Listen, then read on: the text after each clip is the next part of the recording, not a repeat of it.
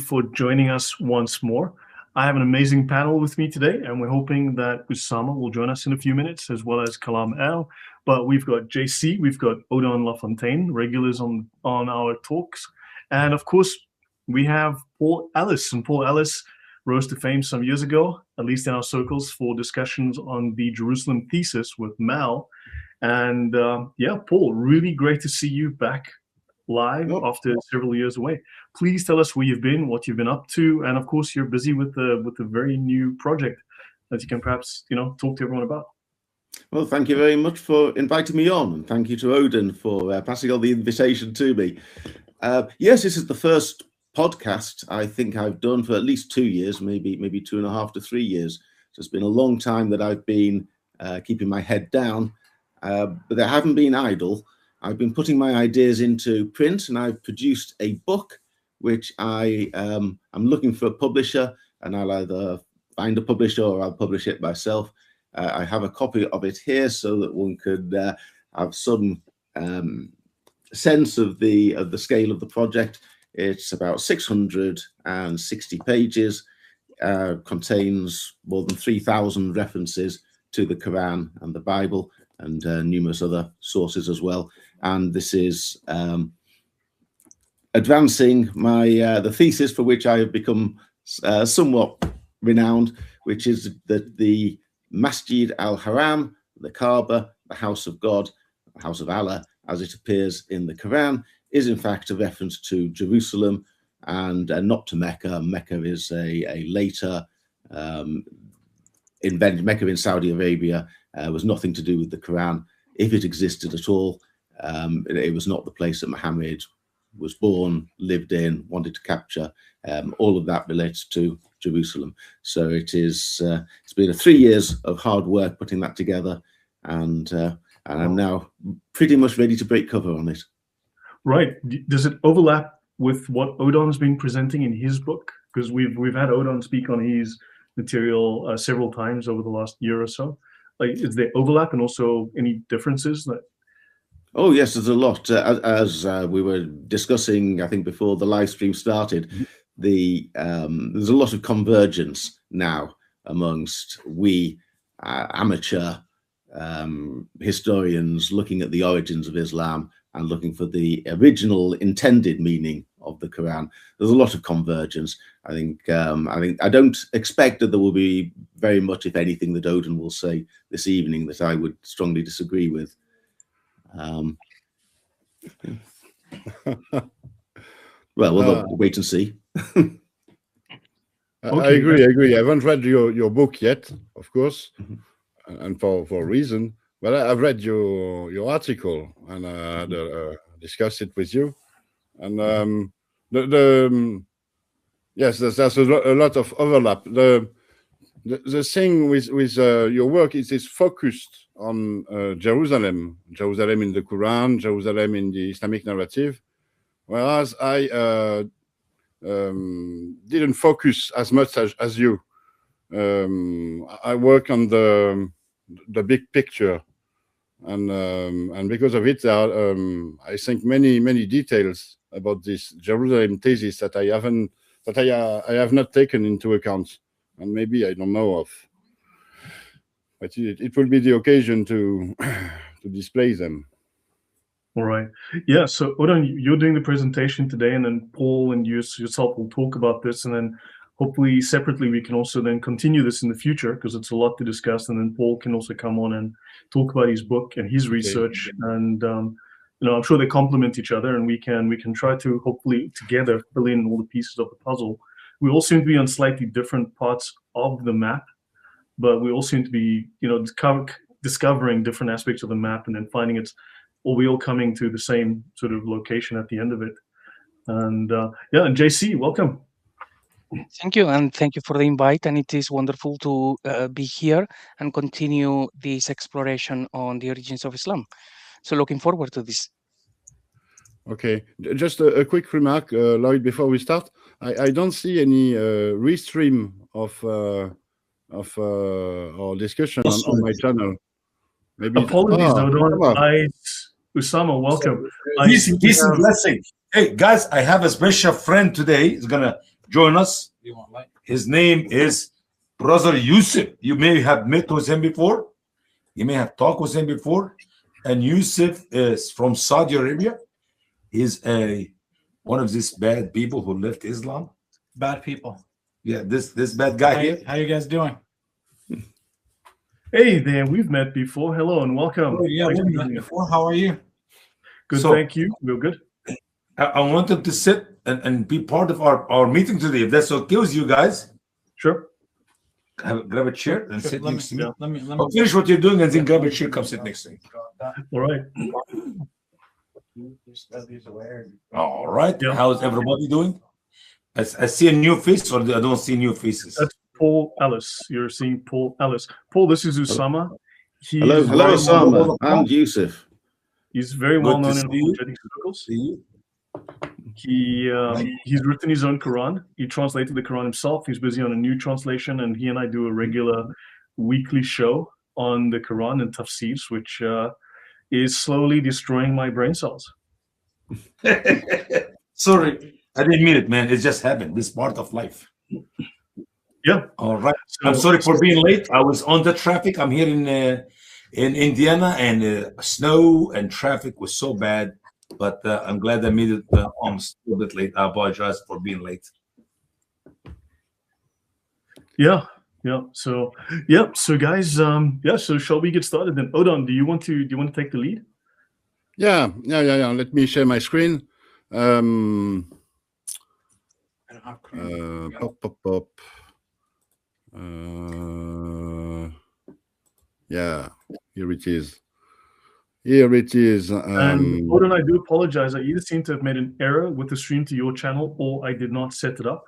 What I can do is I will restream it to your channel we can set up to do a restream on your channel as a live, but at a slightly later date, if that's okay. Oh. So that I do Thank you. apologize. Thank you a lot. All right. So tonight it's about Mecca. It's about Mecca and what we call the Jerusalem Thesis. The Jerusalem Thesis is the argument that Mecca is not described in the Quran. Rather, it is all about Jerusalem, and this is the core of Paul Ellis' work. But some researchers discovered it before him. And I want to pay credit to Dr. Edouard Marie Galez, who already published it in 2005, but in French. Some other scholars have worked on the topic. I'm thinking about Stephen Shoemaker and Robert Kerr, who also identified that it was not that Mecca was not described in the Quran, and rather it was Jerusalem. But the issue is vast, and so I think that the title, the Mecca question, is much more appropriate for describing this Jerusalem thesis, because it is not all about Jerusalem in the Mecca question. First of all, let's see what Mecca is in Islam. Of course, we all know it. It occupies a foundational role in Islamic sacred history, so within the Islamic narrative, and also in Islam. It is a key component of the coherence of the religion.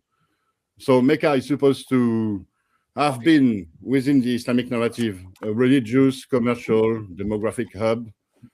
So it was centered on the figure of Abraham. Abraham was supposed to have lived here. It was the city of Abraham. There was a pre-Islamic pilgrimage. It is described at the center of an Arabian pagan pilgrimage. It was a city of commercial importance with the Quraysh tribe, so the tribe of Muhammad, who that is supposed to have settled in Mecca, and has engaged in a long-distance caravan trading activity, connecting almost the whole of the Middle East, from Yemen to the Levant, so Palestine, Syria, and so on, Iraq, and even maybe beyond. And there is also many descriptions within the Islamic narrative of Mecca being a city with a substantial population. So not a city of a few hundred people, but many more, because we see in the tradition, in the hadith, or in the, for example, in the tafsir, that Mecca was capable of supporting an army with horsemen. Some traditionists described 1,000 or even up to 10,000 horsemen. That is in Ibn Kathir. So it must have been a huge city. Yeah. I have a question for Paul, since Paul's been out of the picture for a while. I'd just like the perspective. Maybe all of you can also add your thoughts. You've got the story of Hagar and Ishmael, and she's running around looking for water to give the child some water before he dies. And there's nothing. She's running up these hills looking for anything, and she's literally in the center of supposedly the world's oldest city, but there's nothing but desert there. So that's a contradiction. But do we take the Muslim account that Mecca is the world's oldest city and established for thousands of years seriously, or do we discount it? You know, and what's the implication of us doing either one of those things? Paul, maybe you can give us your thoughts on that. Oh, absolutely discount it out of hand. There's not a... I don't want to preempt what Odin's going to say, but I'm sure he will make the point that in his own way, that there's not a shred of evidence that a place called Mecca existed on the site of Mecca in the time of Muhammad, or for that matter, for about 100 years after the life of Muhammad. So it's and thinking about how implausible it is that a large part of the ancient world,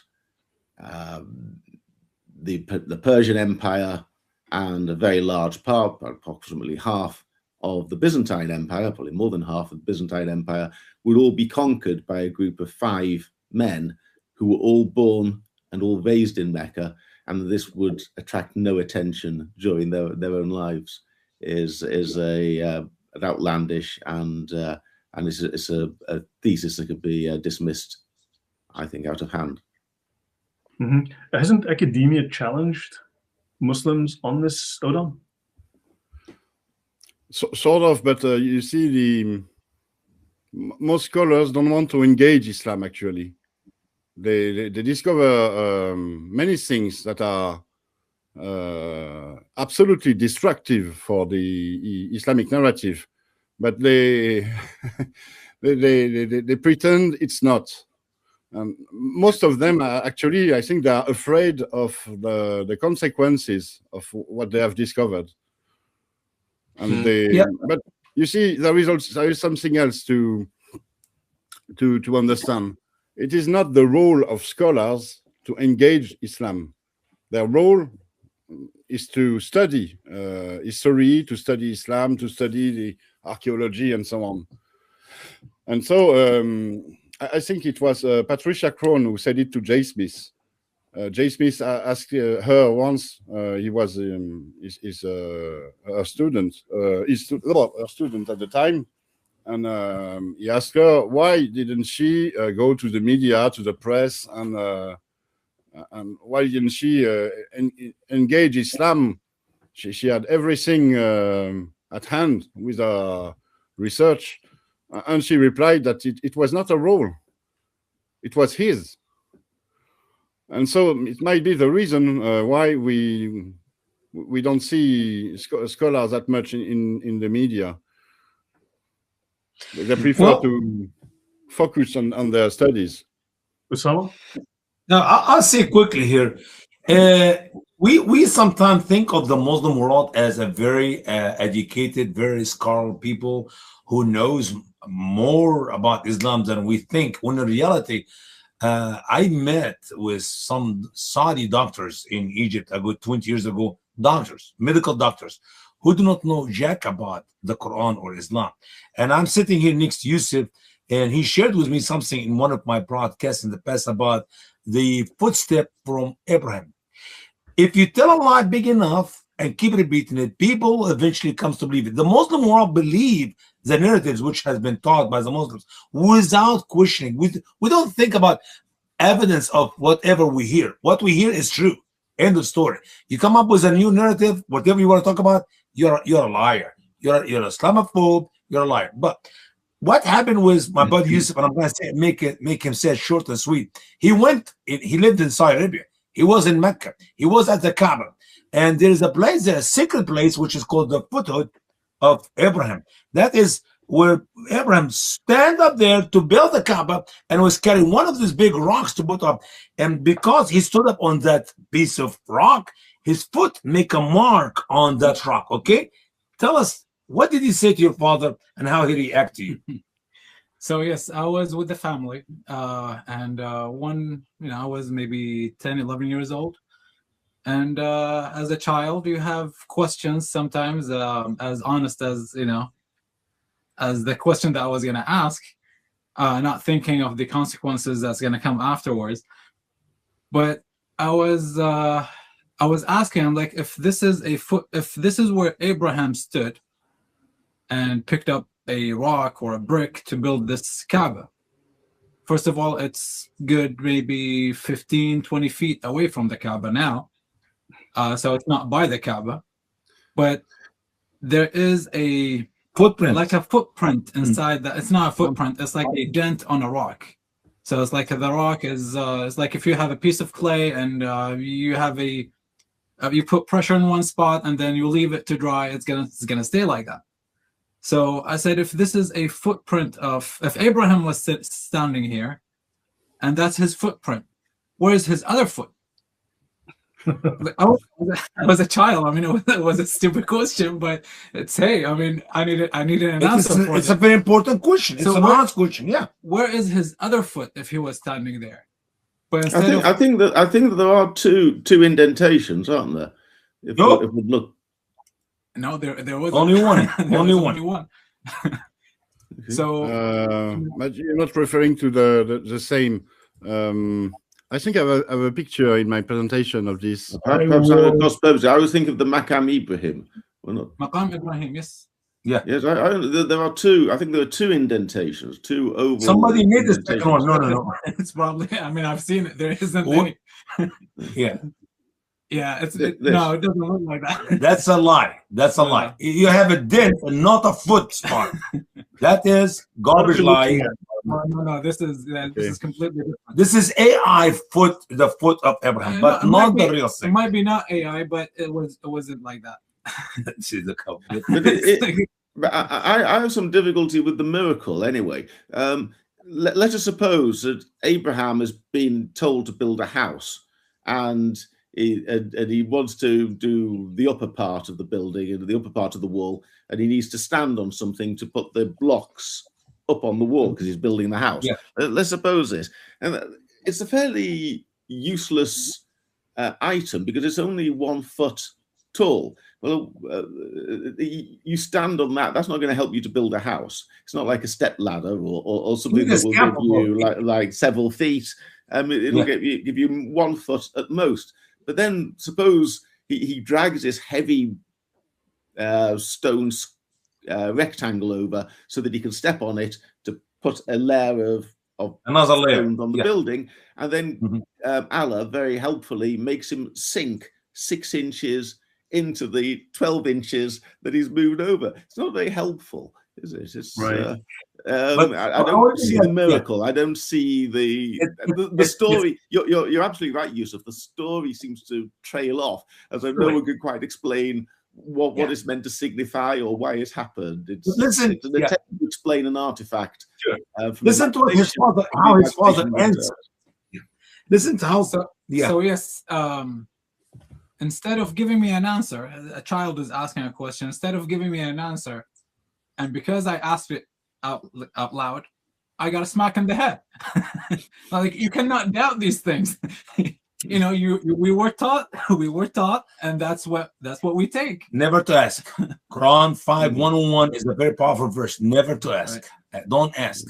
End the story. Right. So go Okay, ahead. great. I'm sorry to interrupt your teaching about the Kaaba, but you could not figure out a ways archaeologically or scientifically if any proof of anything about Islam. We just take it for what it is because we have been told, and it's the end of the story. Well, we have I have an explanation, same as Paul, for the footprints. It's pure concordism. There is a mention in the Quranic text of clear signs of the standing place of Abraham. And so because there is a mention in the Quranic text, devout Muslims think this must be.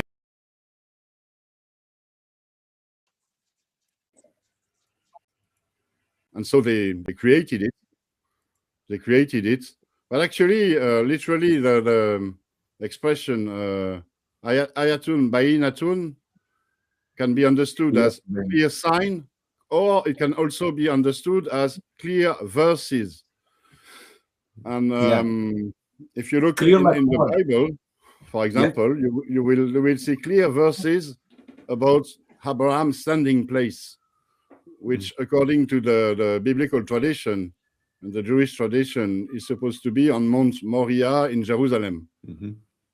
It's one strong argument for the Jerusalem thesis. Yeah. On the Maqam Ibrahim, I don't want to distract you too much, Odin, but I had a thought as an artifact. Is it possible it might be a foot washing basin? Is it the sort of item that one might possibly have used to wash one's feet before, either before entering a place of worship, or possibly used by Christians commemorating Maundy Thursday? I just wonder that as a possibility. It seems very small. One would need a basin or something bigger than the footprints. You think these footprints?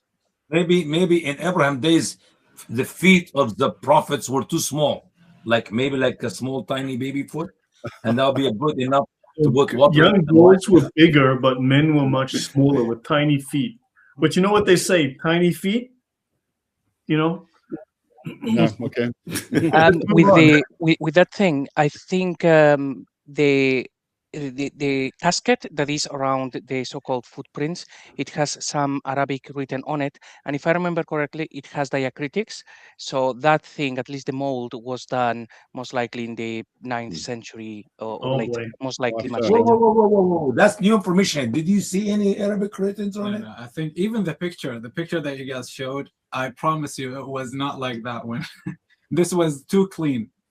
What I saw was just a rock with one dent in it, and it's split by. It's not a perfect footprint. No, it's been updated since then. In other words,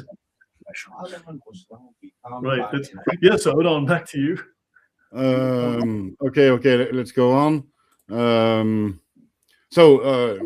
we were talking about Mecca in Islam, and it's a foundational piece in the Islamic narrative because it is the background of the Islamic revelation. Muhammad is supposed to have lived there. He was born in Mecca. It is the place where he received the revelation along with Medina. And it is also the objective of his mission, one of his objectives of his mission as a political and a religious ruler. He has to, according to the narrative, he has to reconquer the city from which he was expelled. He has to reconquer it from its pagan, polytheistic authorities in order to restore Islam, to restore God's true religion there, purify the Kaaba, which is the old pagan temple that was there, and established the Islamic pilgrimage, the Hajj. So in a way, Islamic Mecca understood within the Islamic narrative is part of Muhammad's legacy, and it's the foundation for Islam. So engaging Mecca is equivalent to engage and address and directly attack the Islamic narrative and therefore Islam itself. Let's now have a look at the Muslim claims on Mecca based on what the Quran says. This part I forgot. Yeah, okay. Yeah, it goes without saying. Nowadays, Mecca is so essential within Islam. It's a sort of beating heart because it is the center for the pilgrimage, which is one of Islam's 5 individual pillars. Every Muslim, if he has the means to do so, he has to perform the at least once in his life the ritual pilgrimage, the Hajj in Mecca, and it draws millions of pilgrims each year nowadays. And so the rulers of Mecca wield considerable influence over the Islam and Muslim because of the Hajj. So not only is it essential to Islam, it's also essential to geopolitics, to the play between the great powers and so on. So it's more than religion. It's politics, geopolitics. It's very important. And now, as I said, let's have a look at the claims Muslims have on Mecca, according to how they understand the Quran. They read the Quran, and within the Quran, they have there are many verses that they interpret as referring to Mecca, and it says it is the basis for their narrative, their interpretation has made Mecca the city that it is today. First of all, they claim that the city, or at least its sanctuary, was there since the beginning of times. It is the most ancient city in the world because it has the most ancient sanctuary. The sanctuary is supposed to have been built by Adam only because of the verse 127 in Surah 2, which is a verse about the building of the Kaaba by Ibrahim. And it is said in his verse that he raised the foundations of the house, which means that there was something before. And the traditionists, the Muslim scholars, they invented or interpreted this verse. They invented the story and interpreted this verse by positing that there were a foundation, so there must have been an earlier construction, and this earlier construction must have been built by the first man. But outside of the Quran, there is nothing to justify this. That's first of all an interesting belief, interesting thing. They believe that the Kaaba is the most ancient of all sanctuaries, only because of supposition, hypothesis about the word foundation, or the expression foundation of the house, foundation of the temple. I mean, but the Islamic narrative contradicts itself in that why did Hagar not find anything there? Why did Abraham, when they got there was nothing there, just a tree and some dates? And then also either Adam is supposed to have built it, or Abraham built it, or Abraham rebuilt it, or and Adam was 90 feet tall, so why did he build the Zoolander school for ants? Yeah, one could argue that the foundation, the building was destroyed because of the cost of times, and the foundation remained, but they were buried. What Abraham did was rediscovering these foundations. Yeah, well, we can always say that the building was destroyed by the flood, but we know that Abraham came after the flood, and he and his son Ishmael were raising the foundation according to the word of Allah to that building. When you raise the foundation, that means you did not have it to start with. Right. So it sounds to me like a brand new building. Are you guys aware? Sorry, go. Please. New building. Right. But Usama, I think you know this better than me.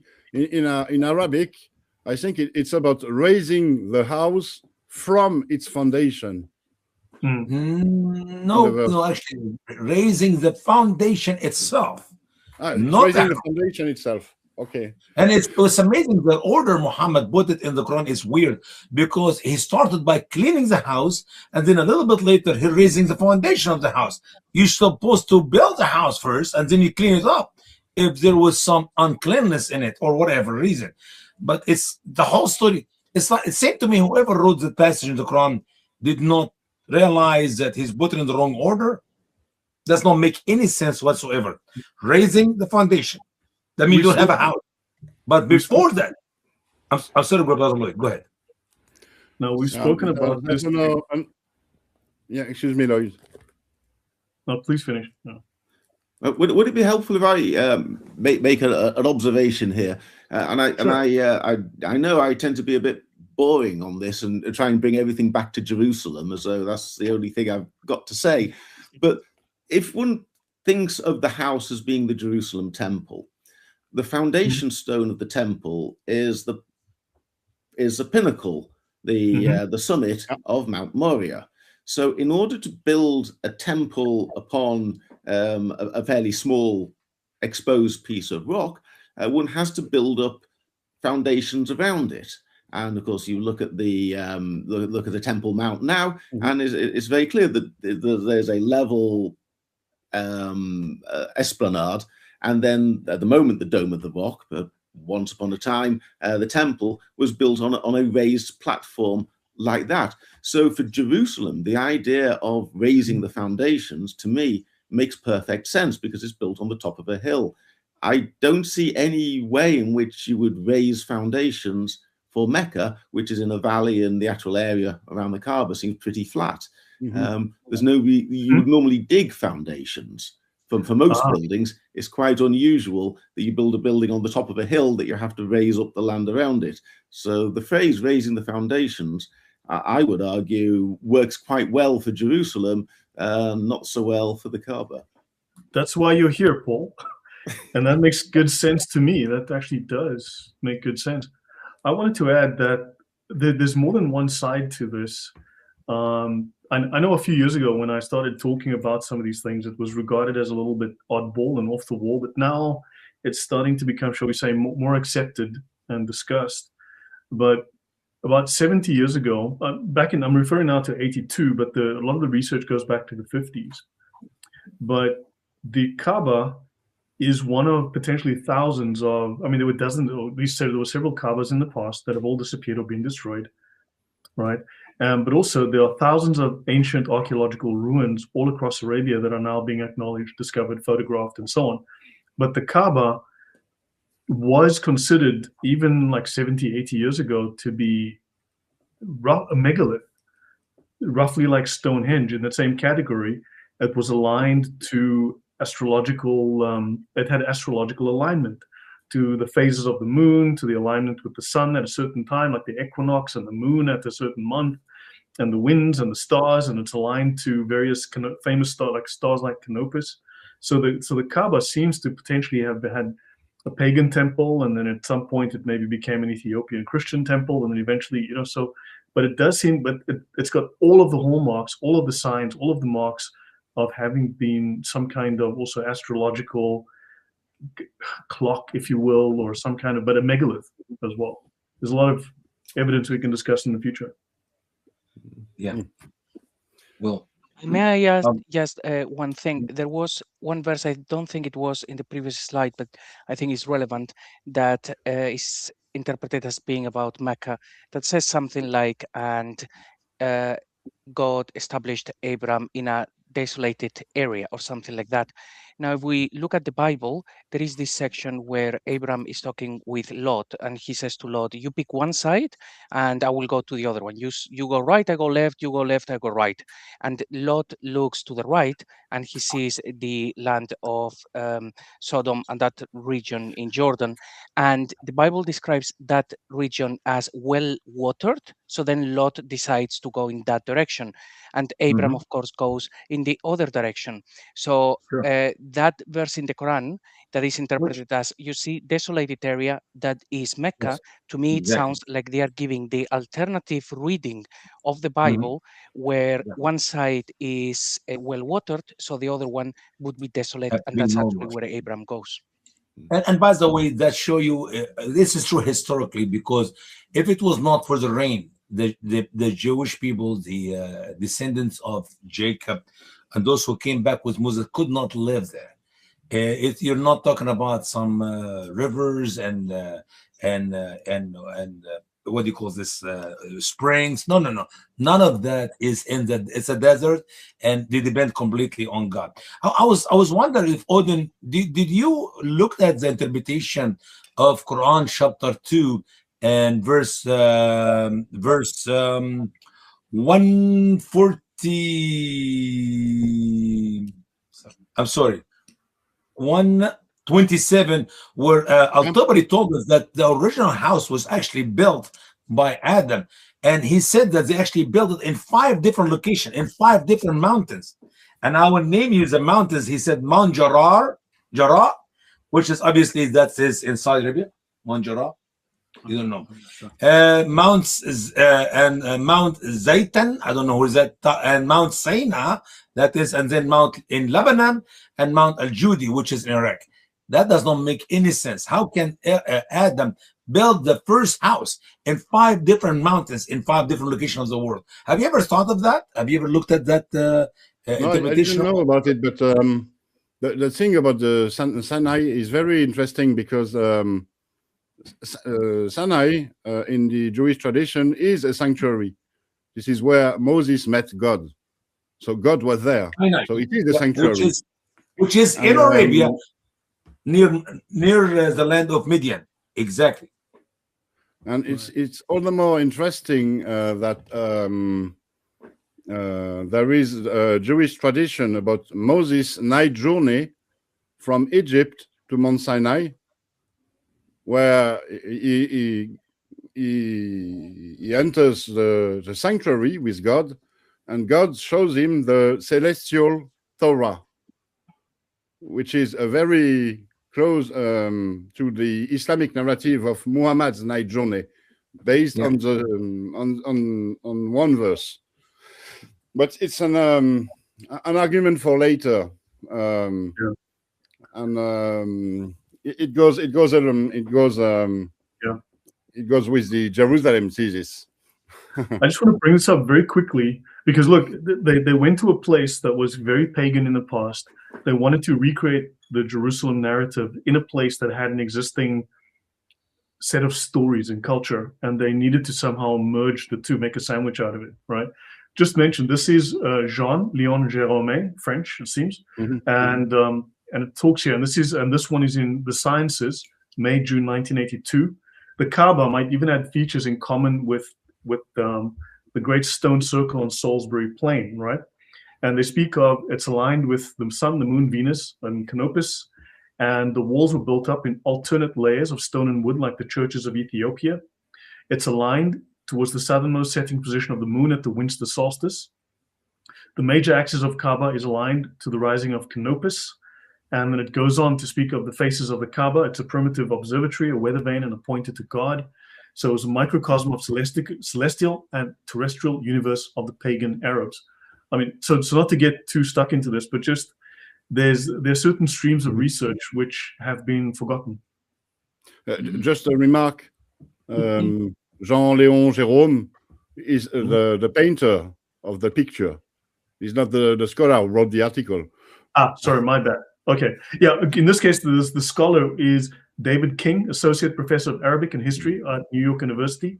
He's written 50 papers on the history of astronomy and mathematics in medieval Islam, and he wrote a book, The World About the Kaaba, a study of the sacred directions in medieval Islam. Yeah. Okay. He's also a strong opponent to Dan Gibson's thesis, and he's financed by some Muslim or Islamic foundations. Yeah, but this was in the 80s. Remember, this is like what, 44 years ago that he wrote this. Maybe this was before the guy was getting all that good Qatari money, right? Yes, when Dan Gibson produced, I thought very, very fine work, and I disagree with his Dan Gibson's end point, but I do incorporate. He makes several very good points along the way, and I do think that Dan Gibson has made a great contribution to this debate. And the way that David King laid into him was not academic and was not professional. He was clearly motivated by a challenge to himself, and I think that rather diminishes him in my eyes. No, but the worst point that David King made in his Grudge is that he acknowledged that most ancient, most early mosques, or at least some of them, are very precisely directed towards Petra. But his explanation is that it's only a coincidence, which cannot be. It cannot be precise. It cannot be this way if it's a coincidence. But in his paper against Gibson, he wrote it nonetheless. He didn't realize what he was doing, I think. Anyhow, let's go back to the descriptions of Mecca, supposedly in the Quran. One other very important description is that Mecca is supposed to be the standing place of Abraham, Maqam Ibrahim. And this expression is used several times in the Quran, and within the Islamic narrative, it can only be, of course, Mecca, because it is the place where he was put to the test by God, who asked him to sacrifice his son. The son is not named in the Quran, but the Islamic narrative assumes it's Ishmael and not Isaac. And so we have this very famous passage about the near sacrifice of Abraham's son, which is a sort of copy of what we find in the Bible. And it gives us also an explanation, a way to understand the meaning of Maqam. It's not just a standing place. Of course, it's based on the word, the verb, which means to stand. But it's not only to stand; it's to stand as if in a trial. It's to stand before God. It's to stand to pass God's test. And we have the exact same expression in Hebrew, Makom, Abraham. And so it's not just a place, it's and not just a standing place, it's a testing place.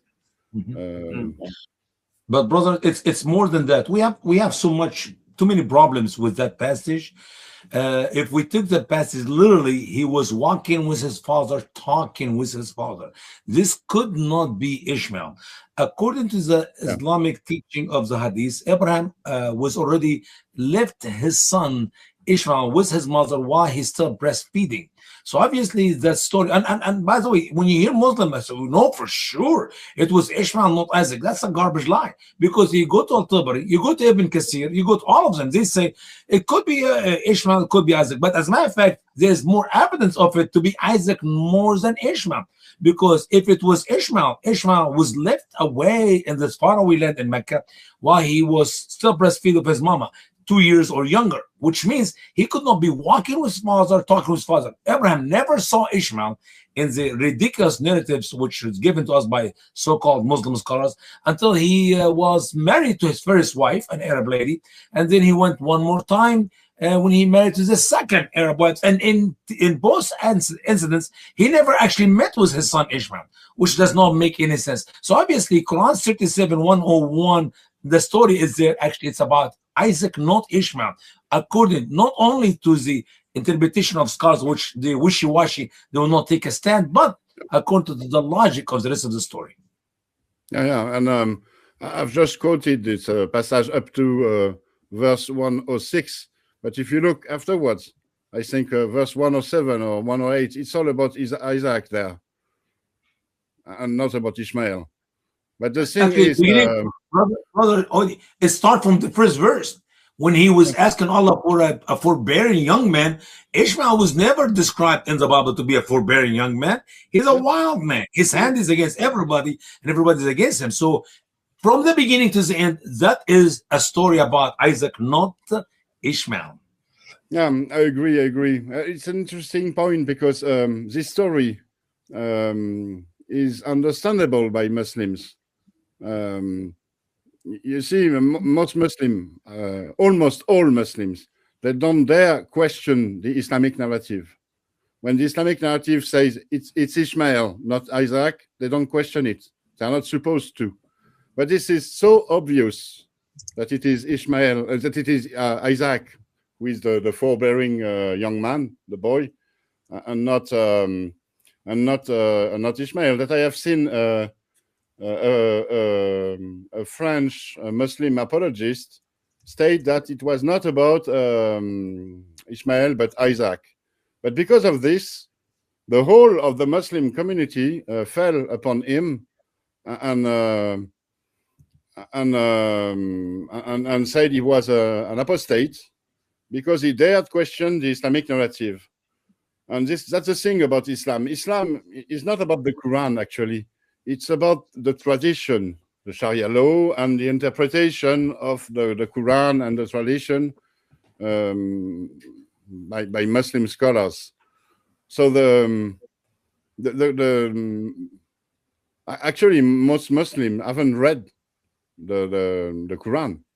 They know only bits of it for the prayer, but they don't read the Quran and they don't understand it. So the point here about Ishmael and Isaac is very interesting. It helps us understand how the actual role of the Quran within Islam. It's supposed to be the revelation, but Islam is not about the Quran. It's about something else. It's about Sharia law, for example, but not the Quran. So one point I think before we leave the Makam Ibrahim is the word the Hebrew word makom appears. It's quite an ordinary word. It's a common word in ordinary usage, but it occurs with particular prominence in chapter 22 of Genesis, which is the passage where Abraham takes Isaac up onto Mount Moriah to willing to sacrifice him. And the word makom appears 4 times within that chapter, and twice within the phrase the makom that has been pointed out to him, in the place has been pointed out to Abraham. And this is quite important for Judaism, because Abraham built 4 altars to God, but this is the one place where God had singled out and led Abraham to and said, you must do it there. So it's a place that had been pointed out, the Maqam that had been pointed out to Abraham. And then, of course, many generations later, David is also led to that place and told this is where you must build the temple. So the word Maqam, although it's a relatively ordinary, commonplace word, does have particular resonance. Anyone who was familiar with chapter 22 of Genesis couldn't help but notice that this word, the Maqam Ibrahim, would be an allusion to the way it's presented in the Old Testament. Mm-hmm. And it's a very interesting remark because it echoes with the story of Adam building the Kaaba that we talked about, and this Kaaba being forgotten, and God, seeing that it has been forgotten, sent the Islamic Abraham to the very same place to rebuild it.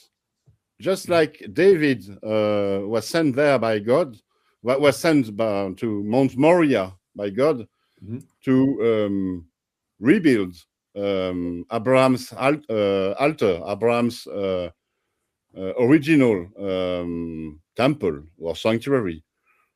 It's the same pattern.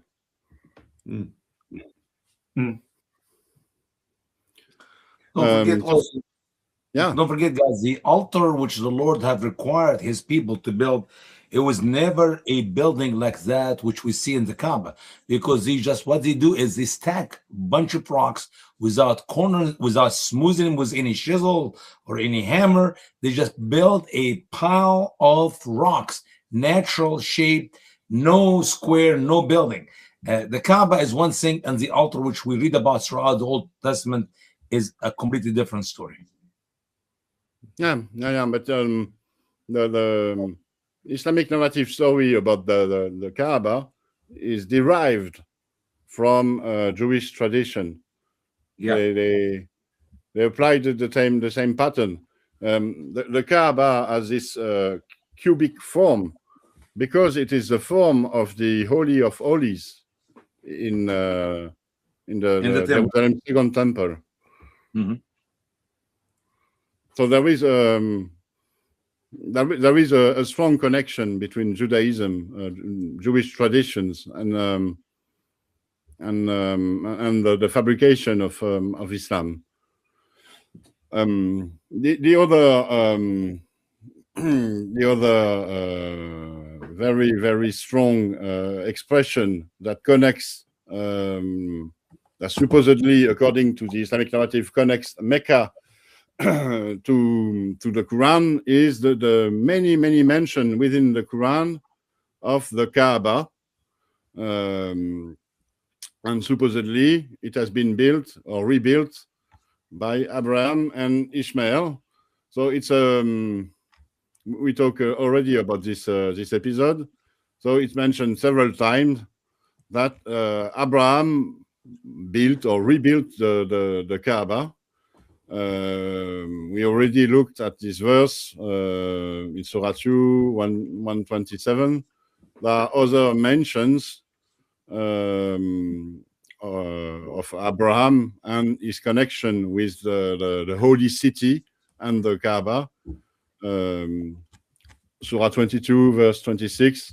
And I want everything that is within brackets is, of course, a glose, a text that has been added by the Muslim scholars in order to interpret it as the Islamic narrative imposes.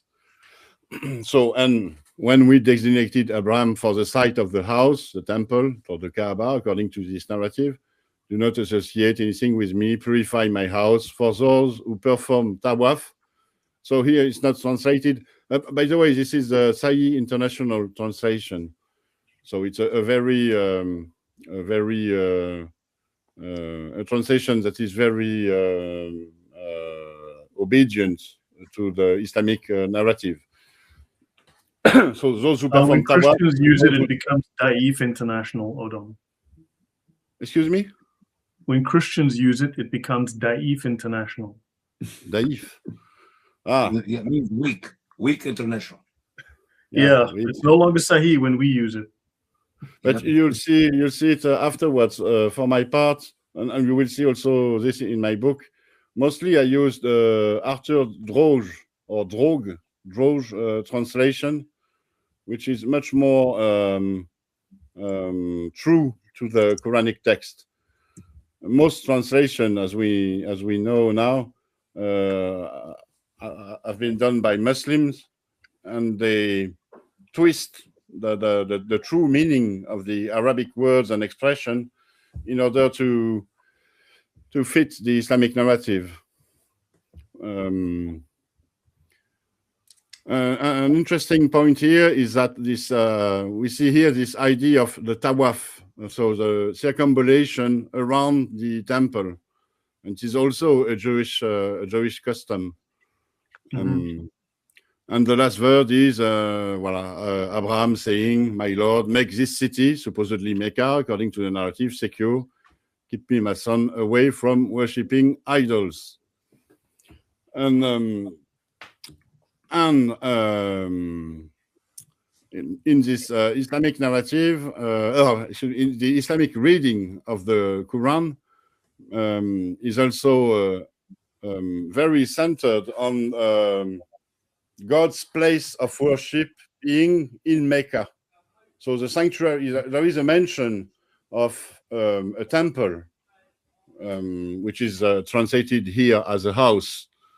And we see that this temple is located in the same place as the standing place of Abraham.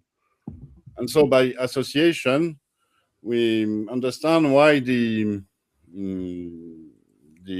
Islamic narrative pretends that everything is in Mecca. In Mecca, we find the Kaaba. It has been built by Abraham. It's his standing place. It's the temple. It's God's place of worship.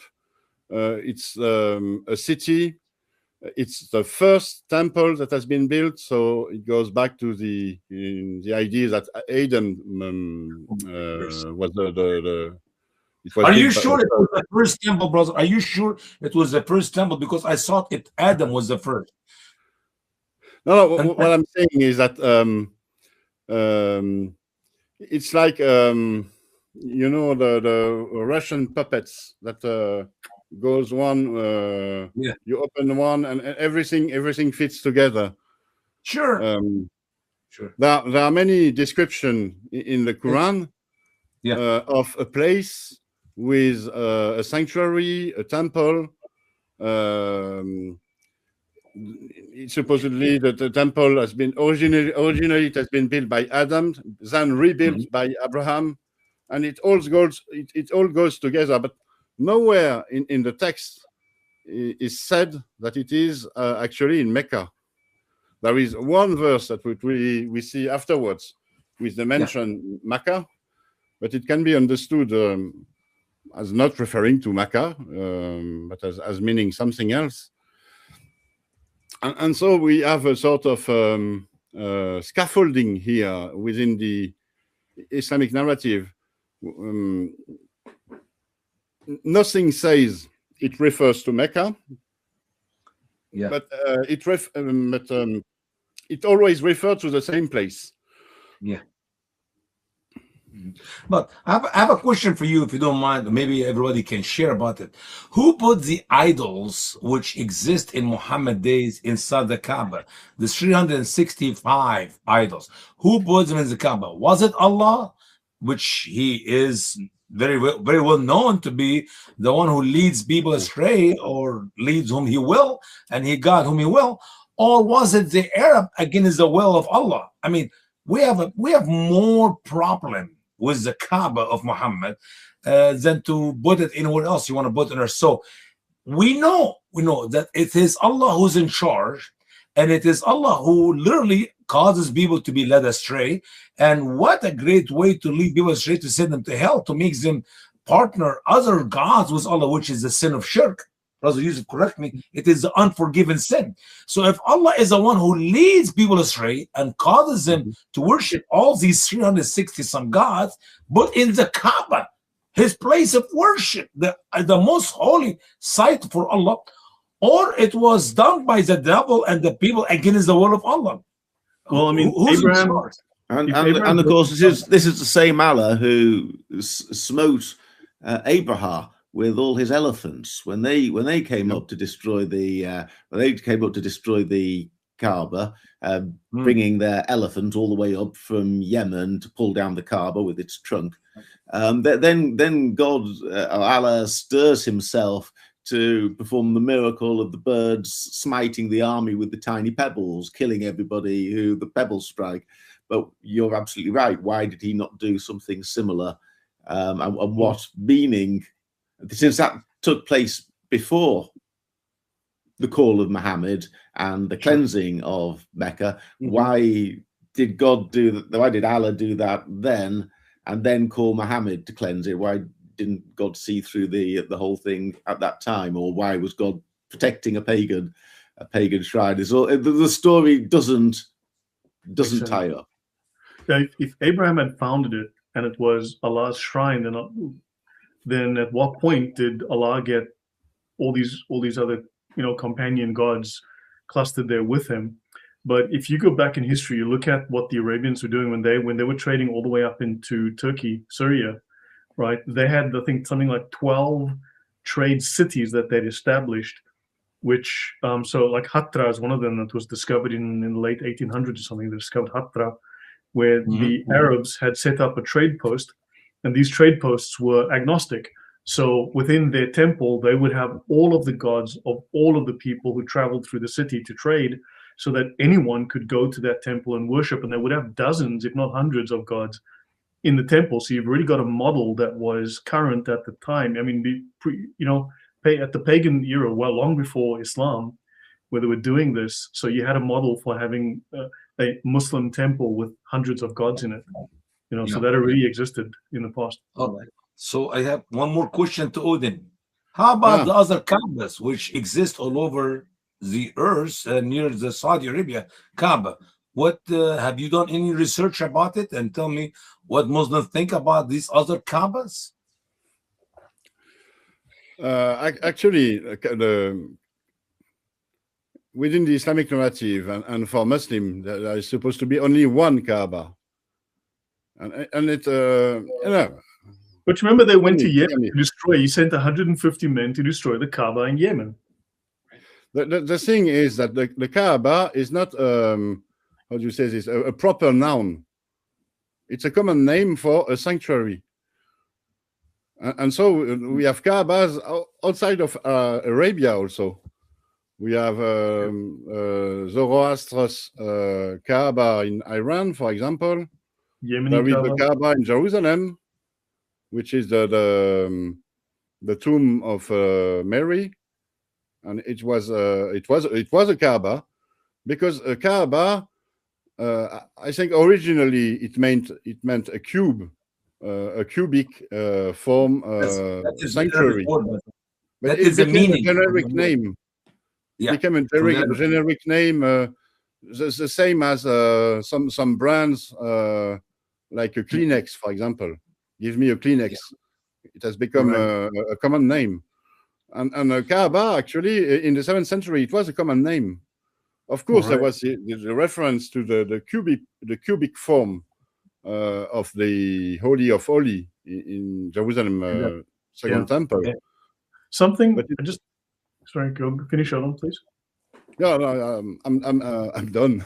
Go on.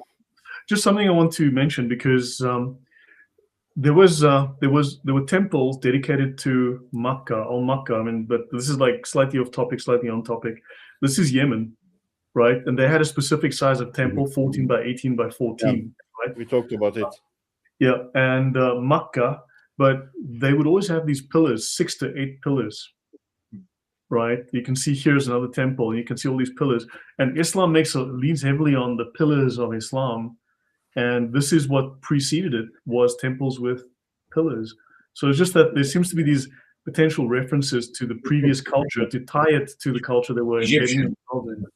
Brother, we have many pillars in Egypt. Pillars in Egypt, it's all over Egypt, and many of them you see them fall broken, but there are many standing as well. Yeah. So I think they're trying to retain the culture that they embedded themselves in, the South Arabian culture, but they're also trying to push a new narrative, and then trying to merge all of these things. So you have all these disconnects. Mm-hmm. I have another returning to the Abraham building the Kaaba, which is a question or observation or rhetorical question, which is, what was the purpose of the Kaaba as a structure when, if Abraham built it, it looks like a single chamber room. There's a little staircase, but let's treat it as a chamber. It looks as though it's meant to hold something. Now, Abraham didn't build it to house all these idols. So what did he build it to have inside, or what did he expect might happen inside? And the Islamic narrative is completely silent on this, on what the building was ever there for. All the interactions with the Kaaba are from outside it. You're supposed to circle it, you're supposed to pray towards it, but it could be anything. There's no reason why it should be a building that one is capable of walking inside. It might as well be an altar or something. What was it there for? It's empty now, but with again, to Jerusalem, we know what it's there for. It's there to house the Ark of the Covenant, which was then resting at the time of the first temple, was resting on the very spot where the covenant had been sealed by Abraham's show of fidelity at the binding of Isaac. So we know exactly what the temple was there to hold. And even after the Babylonians took the Ark of the Covenant, the presence of God was still believed to reside within the Holy of Holies. But I've never heard any Muslim say that Allah is specifically present in the Kaaba. I've never heard anyone claim that the Ark of the Covenant made its way all the way down to Mecca. And what was it for? All these loose questions that I've never heard a plausible answer for. Don't know if any of you guys have come across that. Even if we take it back to Adam, if Adam built the first Kaaba, as Muslims claim, I'll ask the same question you're presenting to us here. What was the purpose of Adam to build the first building? And it will be too small for Adam to even go inside it. I mean, think about Adam, who's at 90 foot long, so it's 60 cubit, 90 foot long, and the building was too small. So what was the purpose for Adam or for Abraham to build the same building? What are we getting out of it? Allah says, go build a house for me, right? Yeah. On this point, there are three pillars inside the current Kaaba. Again, we go back to pillars, and if you go back to the Old Testament, I have it in my notes, I'm not going to look it up now. Abraham is forbidden to worship stone pillars as well as tree pillars, effectively, as gods. And then if you look at the door of the Kaaba, it's got huge symbolism. It's gold covered, but it's got the sun and the moon. So there's that symbolism. So there's, again, you've got these Jerusalem type themes, and you've got these ancient pagan themes, and it's trying to reconcile these to make everybody happy. But the Kaaba we see now is, of course, it's not Muhammad's Kaaba. Yeah, correct. But the Kaaba was destroyed by a flood around 1630 or 1631, completely destroyed, and it was rebuilt from the foundation, but from the rock, from the bedrock. So what we have today has nothing in common with the Kaaba from the Middle Ages. But there's a point I want to make based on Paul's remark. It's very interesting, this absence of meaning. The Kaaba doesn't mean anything for Adam. It doesn't mean anything for Abraham. the building has no sense at all. And I think it's a clue that this story, the Islamic narrative story, does not come from an actual religious tradition. It's a clue that it's a forgery, a copy of another story, which is the Jewish tradition story.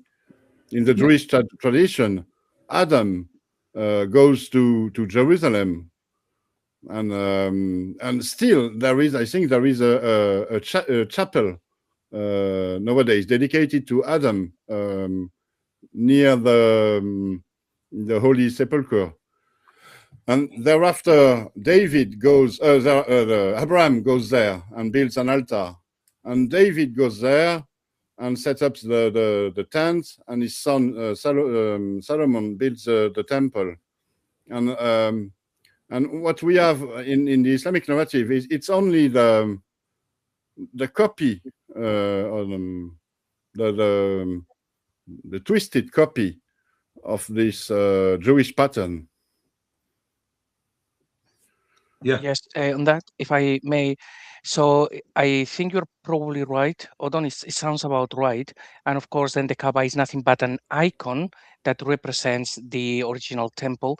It does look like maybe when they built it, unless it is from Persian influence or a different influence, if it is Jewish, then the purpose would have been to hold the presence of God, which of course, then when the narrative is starting to develop, they say that God cannot enter creation, and then you have this building that initially they built it as well. This building will hold the presence of God, but now you cannot say that anymore. So now you have an empty building and nothing else.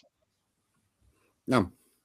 Yeah, in the myth, Jews says the hand of God on the earth, and if you kiss the black stone, you can be forgiven, or if you touch the Yemeni corner, you can be forgiven. So it has holy properties or godly properties. But I have a question for you, Lloyd, because it bothers me so much. Where do you come up with all these pictures inside the Kaaba and the 3 pillars? And nobody have seen what's inside the Kaaba. Is this like a comedy, or are you serious about these pictures you've shown us? I Googled it. Google can never be wrong. Trust me, brother. And I doubt any of this is true. I doubt it. Because so I think it's a lot of it is taken from the Jewish traditions. I don't know the history behind it, but in Saudi Arabia, at least up to 20 years ago, the king of Saudi Arabia can go, and they call him, he takes care of the Kaaba. They call him the servant. Every king in Saudi is called the servant of the house of Allah. The two houses of Allah. Sorry, not Khadim al-Haramain. Yeah, sure. Right? Yeah. So the servant of the 2 houses of Allah, the one in Mecca and the one in Medina.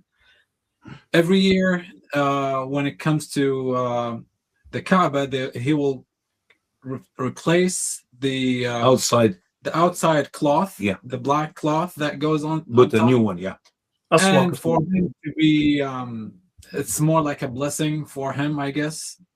They allow him to go in. What to do? I don't know what they're doing it. What's inside it? I don't know what's inside it. No one knows. But when you look at these pictures, they look like wow. Right. They allow camera. But that reminds me of the high priest going into the Holy of Holies once a year. Once a year. It's kind of like. Yeah. Yeah, the Kaaba, all its glory. Doesn't this inspire you to visit this glorious brick building? Lloyd, if you can pause on that picture for a moment, there is something rather strange about it. There seems to be a second door that's been bricked up, and I've never heard of any explanation as to where this is. And again, one wonders why one would have built a door. If the building had dated back to Muhammad's time, or Muhammad had taken it over, the door might have already been there and then he bricked it up. If it's been built since then, I just ask the question: why would anyone have built a door in it? Also, it's a bit of a mystery to me. Yeah. Also, you can add to that, brother. The size of the Kaaba is getting bigger and bigger as years go by. It was not that large size building, and they just, I don't know, remodeling, come up with update, make it bigger, even though it was supposed to be Adam's building. If this was the first one built by Adam was, I don't know what's wrong with him. Cinder blocks. I would build, We didn't get listen, the if cinder I blocks. had them, I would build the pyramids of. I think that might actually come from very early on, Lloyd, when people didn't know how to enter the houses in Islam. So The Quran does there say, you go. yes, into the house by the right door. You know, into the house the right way. What was it, please, JC? Just tell us. Into Yeah, the land, something along those lines.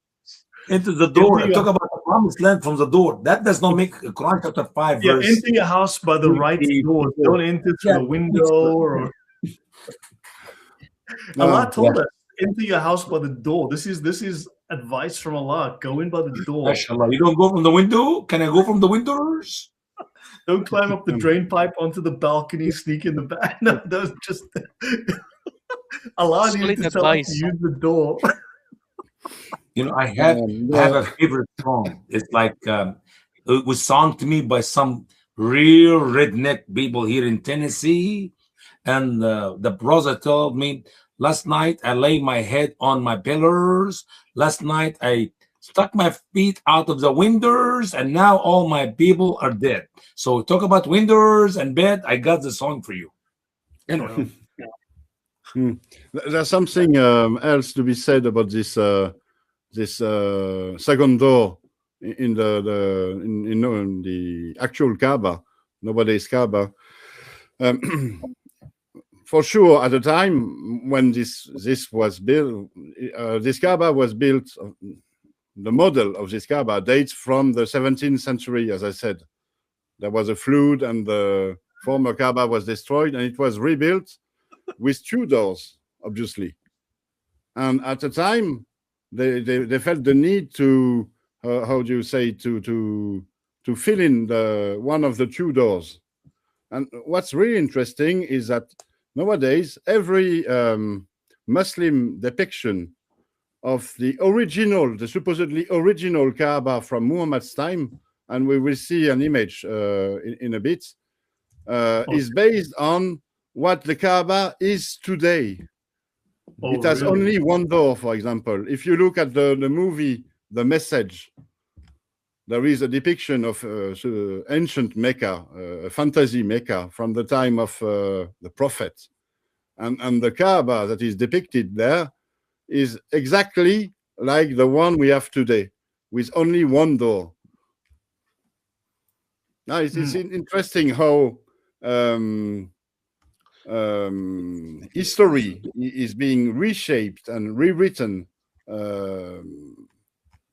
day to day, actually, by the new high priest, who is the king, the Saudi king.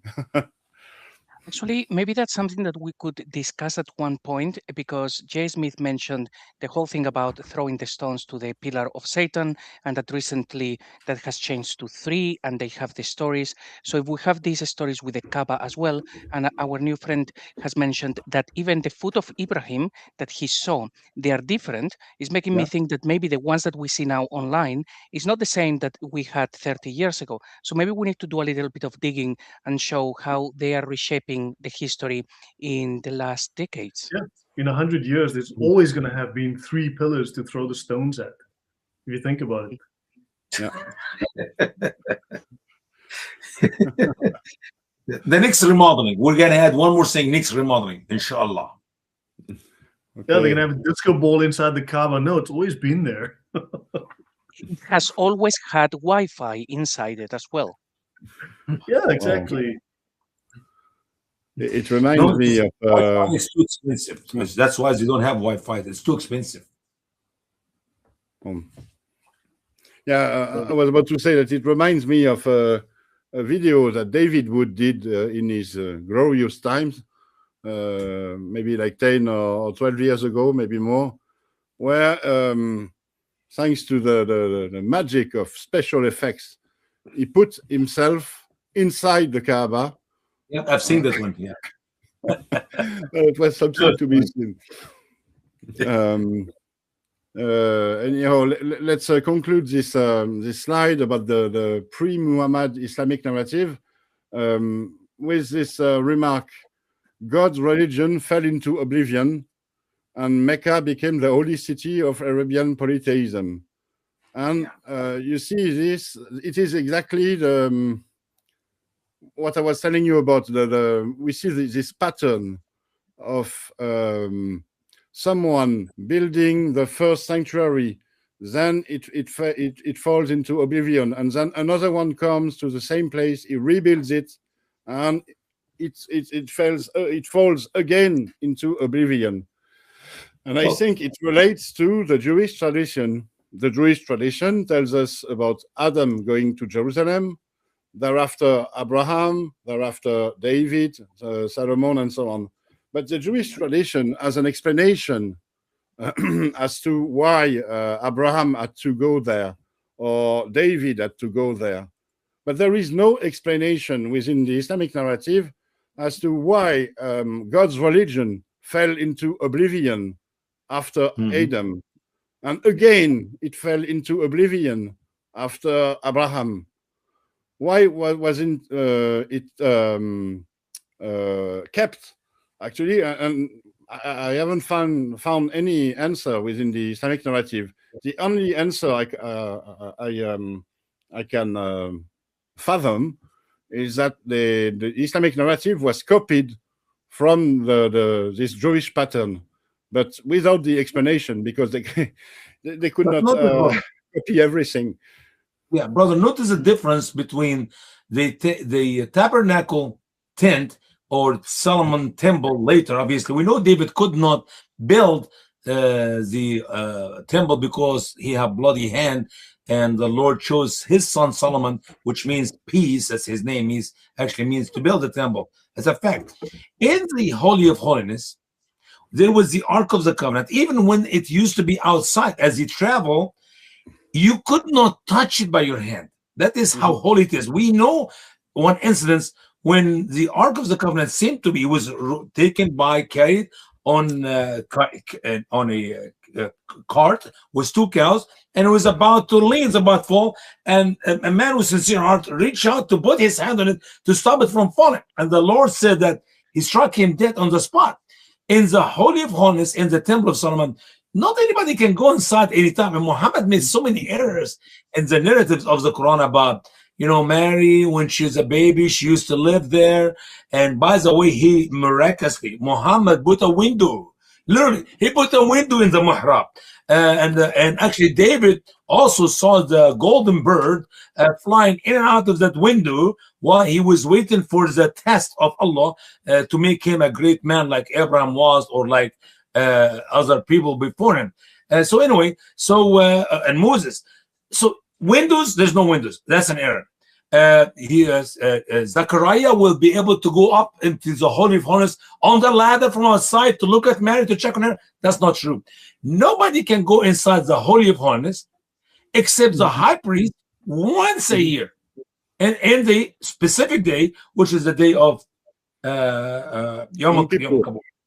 Yeah, Yom Kippur. So, and even when the high priest go there, he will take the blood of the sacrifice and he dropped 7 drops of blood on the Ark of the Covenant, and it is specific rules have to be done. And when you go there, tradition tells us that he used to have jingles on his robes and a bit on his clothes and a big robe around his waist. Why? If he make any mistake, say drop 8 drops of blood instead of 7, he will be dropped dead, and nobody can go inside. Okay, let me go carry him out. No, you have to pull him out from the rope, which is tied around his waist. These are things we know about the holiness of that place. What holiness do we have in the Kaaba? That in Muhammad days, there were 360 some gods inside it. You could not put one god inside the Holy of Holiness. You could not even walk in with a piece of wood or a piece of rock to add it to the Ark of the Covenant. So, I mean, you can copy whatever you want to copy. You can make a counterfeit to the Jewish beliefs and the Jewish faith and the Jewish practices and Jewish worship, but it does not fit. It's a comedy. It's a comedy. There is no holiness in the Kaaba. As a matter of fact, We know that Muhammad in the last days, and correct me Yusuf if I'm wrong, that he was given order to kill people even if they hang on the ropes of the Kaaba. The holy place, kill them. Are you kidding me? I agree, Usama. It's your way of putting it, a comedy. I try to explain it with this, with what I said. It's all about copying the pattern of another tradition without understanding it. So there is no priest in Islam. There is no meaning in the Kaaba and so on. Yeah, but they're still going to graft it into the culture that they moved into.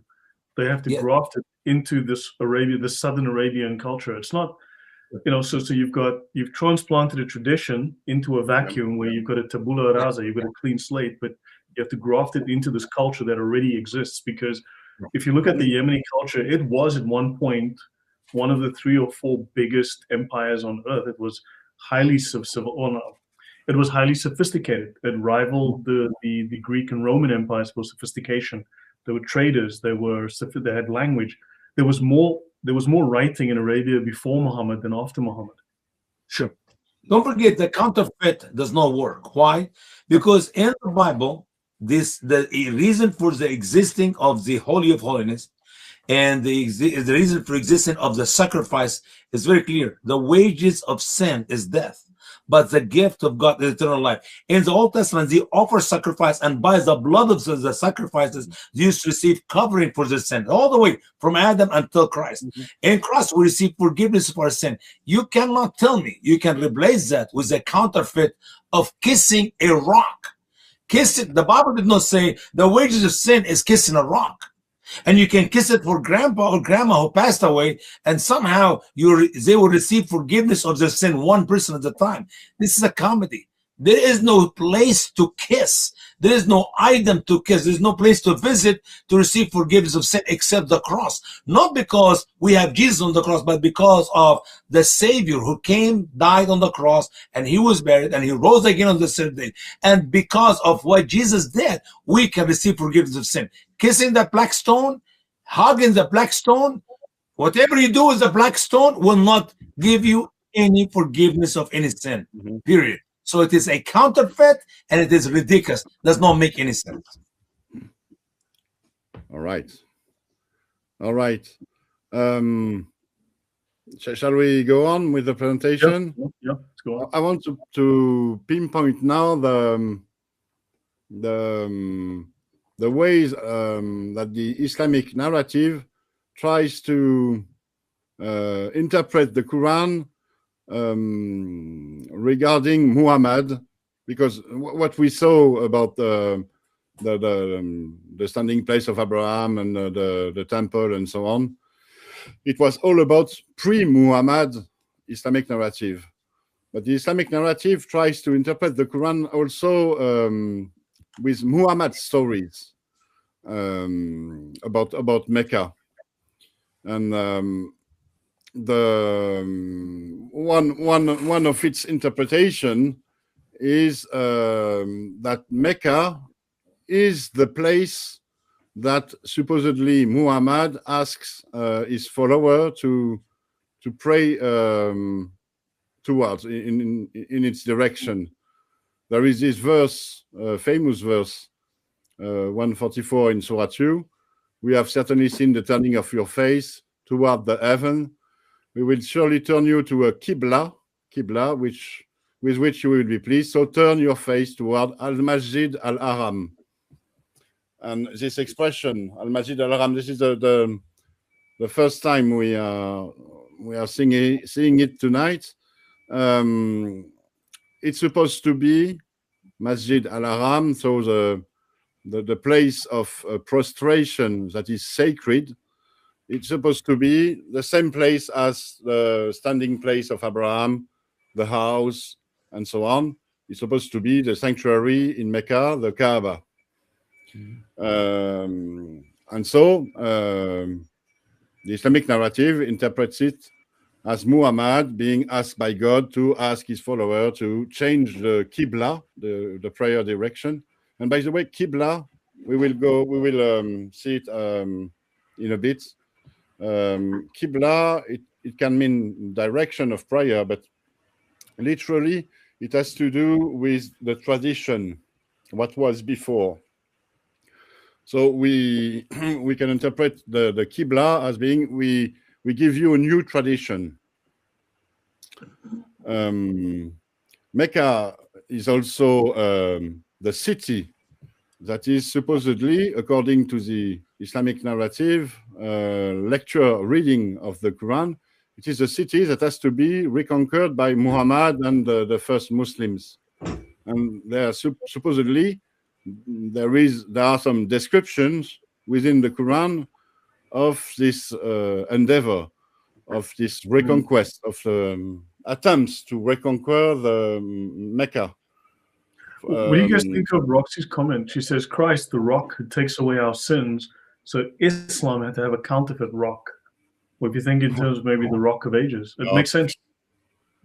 Yeah, it can make sense in an apologetical way, but the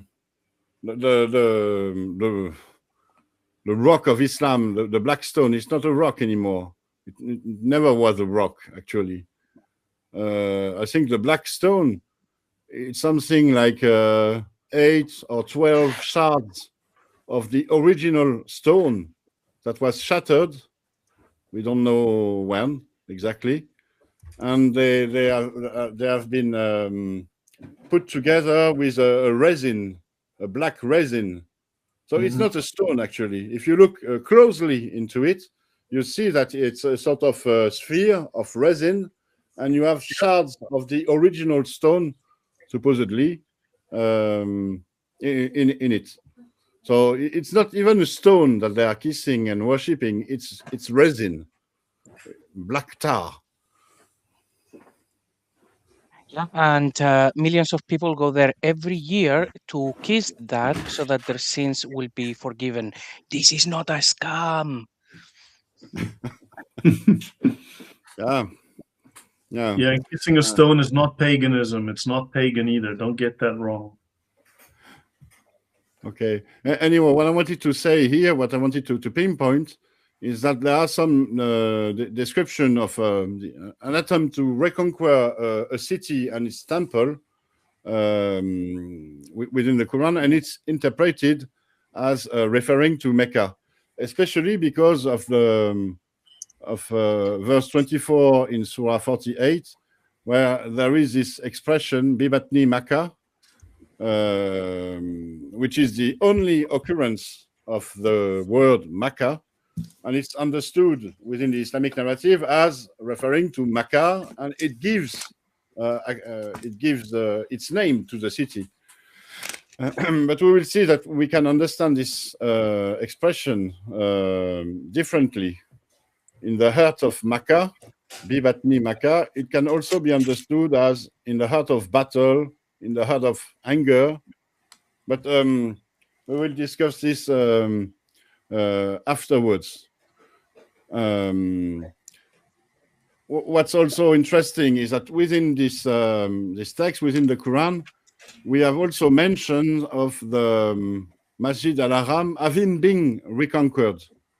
So the city, Mecca, according to the Islamic narrative, is eventually conquered by Muhammad. And we have, it's not very explicit within the Quran, but yeah, there is this verse in Surah 9, verse 7. How can there be for the polytheists a treaty in the sight of God and with his messenger, except for those with whom you made a treaty at Al-Masjid al-Haram?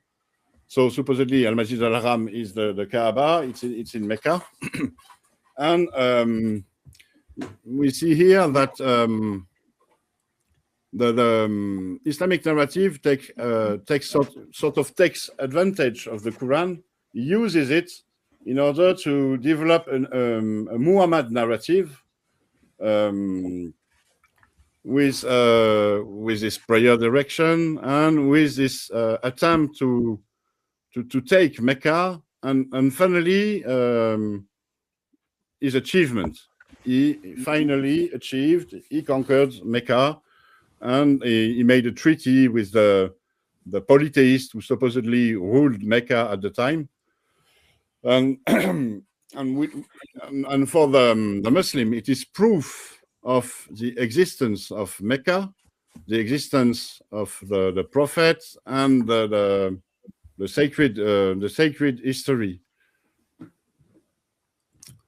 I think there's we've rolled on. We covered quite a lot there, actually, Odin. But going back to Surah Al-Fat, that's the 48th surah.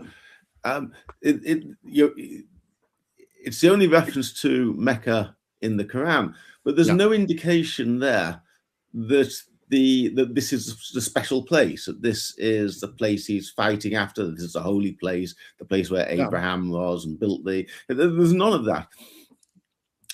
In the surah, what happens is that there seems to have been a confrontation with another party, a party of unbelievers, and these other people who are described as restraining, that's not a word. What is the word? Those who disbelieved and turned you from the sacred mosque and the offerings from reaching their place of sacrifice. So there's a confrontation between the person who authored the Quran, let's call it, the principal author, let's call him Muhammad, and the and some people who are trying to stop him get to where he's trying to get to, the Masjid al-Haram. There's no suggestion there that the Mecca is the Masjid al-Haram, simply that's where he came into conflict with people who were trying to stop him from getting there. It seems to me, on my reading, it's as likely that these people are some distance away, and they are blocking Muhammad's access to where he needs to go. Nothing there to say that this is the Masjid al-Haram. I agree. All things considered, it's like it's what I tried to say when I mentioned that the Islamic narrative is a sort of scaffolding, a very fragile scaffolding based on dubious interpretations of the Quran. The Quran does not speak about Mecca. This is its only occurrence, but it speaks about a temple, a place of Abraham, and so on, and they are all connected in a sense. You see, this whole passage in Surah 48, it's all about the sacred mosque, the Masjid al-Haram. And we know from other verses that Masjid al-Haram is also the house, and it is also the standing place, and so on and so on. So since everything seems to be connected, Muslims came to think that everything is about Mecca. But there's actually only this occurrence, and it is a very weak connection to the actual site of Mecca, because it is nowhere explained that this city, the standing place of Abraham, is in the Hijaz, near the Red Sea, and so on, at its actual location. So yeah, I fully agree with you. But by the way, I looked at the interpretation of Al-Tabari to these verses in Al-Fath chapter 48 about the victory which Muhammad received and the spoil which he will receive, and Al-Tabari tell me first it's concerning Khaybar. Khaybar is in Medina, not in Mecca. Then he went a little bit later. Some scholars said that it's actually the Romans and Tabuk. And then he went the last portion. He mentioned Mecca. I'm sorry, if you can make potato out of any verse in the Quran, you can make any kind of meals you want to make out, because that's not how the Bible is written. If you want to interpret the Bible, you have to have a solid information with details. Muhammad never, and I said again, never gave us anything in the Quran about anything in details. You mentioned earlier, brother, in your seminar here, in your teaching, clear verses. There's nothing clear in the Quran. There's not one verse is clear in the Quran. So when you get to these verses, and you try to tell me he meant Mecca, my foot. The scholar do not even know what he meant. The true hermeneutics, biblically, what the scholar said, I'm sorry, what the writer of this book said, what he meant by what he said, how he understood it, how his people in his days understood it, and we can bring it to our culture today and we put it in action. You can do that with any doctrine, with any belief about anything, especially in the New Testament. Old Testament sometimes is written in what do you call not poetry, in a prophecy way. You see the fulfillment in the New Testament, everything become clear. So many of the written in the Old Testament did not make sense because it is prophetic and we do not know what God meant by it. But here we go in the New Testament, we can see it clear. When you come to the Quran, you have no idea what Muhammad's talking about. And even the verse of the prophecy of Muhammad that the Roman would be defeated after they will win, I can read it 8 ways. I can read the same verse. I can say they will lose after they will lose, they will win after they will win, they will lose after they will win, and they will win after they will lose 8 ways. Because how you will read the word غُلِبَتْ and غَلَبَتْ, God help us. Nothing in the Quran is clear. That's why when you go to the scholars, they will never, if this actually what he's talking about Mecca should be number 1 and the only interpretation. No, I give you Khaybar, I give you the Roman, I give you the Faris, and then I give you Mecca and only Allah knows. Excuse me. No such a thing as clear verses in the Quran, and the evidence is scholar disagree and Allah knows best. Scholar disagree and Allah knows best. That is comedy. It's sort of comedy. It's also a proof that the scholars don't know what they are talking about. They don't know the actual meaning of the text, and they invent stories to explain it. And so it tells us that the story of Muhammad living in Mecca, being expelled, trying to reconquer it, and eventually conquering it. It's a story. It's an invention, and you have many different versions of the same story, with huge differences, and it's proof. It's evidence that it's an invention. But even then, the story doesn't hold up. It's not even a story that one might say has no evidence behind it, but it's a story that doesn't even make sense within its own universe. So, for example, on this verse, the traditional narrative is that the conflict or the altercation between the confrontation between Muhammad and the Quraysh took place in the valley of Hudaybiyah, not at Mecca itself. They have to come out of the city so that they could block Muhammad's way to go to the Masjid al-Haram. So they wouldn't have called it the Valley of Mecca if it took place at another place called Hudaybiyah. Why didn't the Quran say the Valley of Hudaybiyah? And it doesn't. The story, it looks, to my reading, and I'm not sure. I'd say it's a comedy. Perhaps there's humour to be had there. It's a Schadenfreude, perhaps, but there's. I think that there was a group of people who had the text of the Quran, hadn't a clue what it meant, and were trying as best they could to construct stories, one verse at a time, one surah at a time, people trying to make sense of the little bits.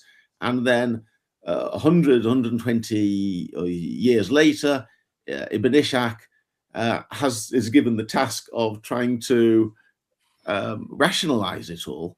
And he does the best he can with a very difficult mass of material and tries to make sense of it. And then other people it takes another 100 years or more, 200 years, before Al-Tabari comes out with what you might call the final definitive account. I don't think people are I don't think they're trying to mock people or construct something out of nothing.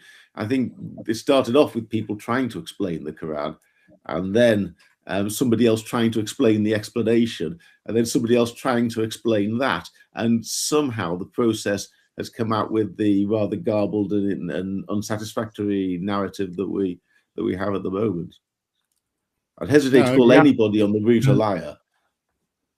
Yeah, I agree. totally agree with that as well, that it does look like when it was written, everything made sense for the writers, of course, because otherwise you wouldn't write something that makes no sense. But the guys who have to explain it away is hundreds of years later, and they have. We lost JC. Oh, we just lost him. Yeah. Oh, yeah. Too bad. Just joined us again. Welcome back, JC. Thank you. So just about Mecca, that if we think about the narrative that we've been told, which is Muhammad receives the revelation over 23 years, and pretty much half of them in Mecca, half of them in Yathrib. It's like, okay, Mecca would have been the price. So you would expect Mecca to be mentioned probably hundreds of times in the Quran, but it only appears once. When we realize that the guy is trying to make sense of the Quran, they didn't know what the Quran said, I think the most logical explanation would be that one place where it says Mecca, well, either an interpolation, and I think it's unlikely because it would be very clear, and it isn't. So I think it's more likely that one instance where it says Mecca is simply a mistranslation. It said something, they couldn't read it, they made up a word, and the city appears later in order to justify the text, as we see with the Masjid al-Haram, Masjid al-Aqsa, and with lots of other things. I would say the word being misinterpreted, not understood, and becoming Mecca is the most logical explanation when we consider it only appears once in a period of 23 years. Yeah. Agree. It's all the more reason to... If you don't mind, guys, I'll add something quickly here. When you talk about cities in the Bible, even the smallest of the cities we read about in the Bible, a place is called Bethlehem of Ephrata. Micah prophesied about it 500 years before our Lord came in the flesh. I can go today to the same city. We have plenty of evidence of when you go to Bethlehem of Ephrata today, yes, indeed, you're going to the same place which has been mentioned in the Bible for over 2,500 years. Why would you not have anything about Mecca? You have to understand that Mecca came 1,100 years after Bethlehem of Ephrata. If that is a holy city, if this have something to do with Abraham, have something to do with the Kaaba, Adam before Abraham, and then we go all the way to Muhammad 600 years after Christ. Why in the world? We know nothing about that city or that location for another 100-some years after Muhammad, where I can walk in the streets of Bethlehem of Ephrata, and I know for sure that I am there. There is plenty of evidence that that is Bethlehem, the smallest of Judah. Can you imagine that? You should think about Mecca to be the greatest of every city on planet Earth, and you can have evidence of it in history, in the writing of those who love Muhammad and those who hate Muhammad. We know nothing about Mecca until 200 years later after Muhammad. And we know that Mecca and Medina don't even turn up in the list of the 13 oldest cities in Saudi Arabia. Yeah. They're not. Yeah. I mean, you've got cities like Taif. I've been to Taif twice in my life, if I recall. It is one of the oldest, most established cities in Saudi Arabia, but there's no mention of Mecca. And it's just down the road from Mecca.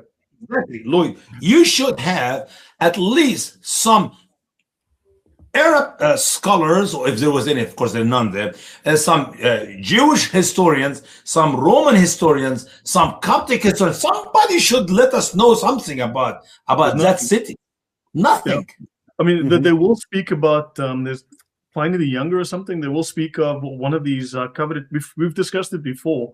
They will speak of the guy who speaks of Makaraba, right? And they say it's Mecca, but we know now Makaraba has been placed. It is in Al-Mahabisha in Yemen, and this is about 730 kilometers south of where Mecca is. And Al-Mahabisha means the place of the Ethiopians. I mean, let me put it this way. What's more important, a tomb for a wicked king in Egypt or Mecca? What's more important, a tomb for some of the Jewish people who died in the Promised Land, or Mecca? Why we know where tombs are, but we know nothing about Mecca? Yeah. Also, all of the prophets, if you look at the Bible, all the prophets are Jewish, and then you've got this random Arabian dude. Well, and Muhammad made a big boo-boo in the Quran, where he assured us that the prophethood belonged to the descendant of Jacob, to the descendant of Israel. We got two powerful verses in the idea that there will ever be a prophet who's not a Jew. Right. Right. No, this is yeah. I mean, so there's a theological aspect to this, right? With clashes with reality or with the known facts. There's a historical, archaeological issue, and there's other perspectives. There's a narrative perspective. There's a number of areas where this clashes. We've been going for 1 hour 50 minutes. I want to close this off at about 2 hours. Then we can, maybe pick this up again next week, because I mean, this is our first episode to discuss this. And it's actually our base, and hopefully from here we'll be able to just pick up speed and throw more perspectives. But yeah, there's obviously multiple angles we can attack this from, and hopefully we can, over time, just really narrow down all of these perspectives: the theological, the biblical, yeah. Odon? This is exactly what I intend to do. My presentation was the first part was about the Islamic narrative, and we talked about it for 2 hours, and it raised many questions, and so it leads us into doubting the authenticity of Mecca from a scripture's point of view. And because we have this clue that there is something wrong, then it's a starting point to look at other fields. And this is what I want to do now, or maybe next week, is to investigate some major issues with Mecca, but some major physical issues with Mecca. Yeah. I want to start with the climate, its location, the water issues, and so on. Yeah, I mean, go on. And I think it's only logical. You see that the Islamic narrative, even with all its scholarship, does not make sense. It seems very weak. So it raised the question about Mecca. And when you look into it, you see that it's impossible, absolutely impossible, that a city could have developed there. It's not possible. It's physically impossible. Yeah, there's a story I should share. I mean, Ahmad gets on a bus and he blows himself up for Allah. And he gets to paradise. And he says, "Hey, do I get my 72 virgins?" And Allah says, "Yeah, sure, there they are." And the guy turns around and it's 72 of the ugliest hags you've ever seen. And Ahmad is like, "What the hell?" And Allah says to him, like, "Why else do you think they're still virgins?"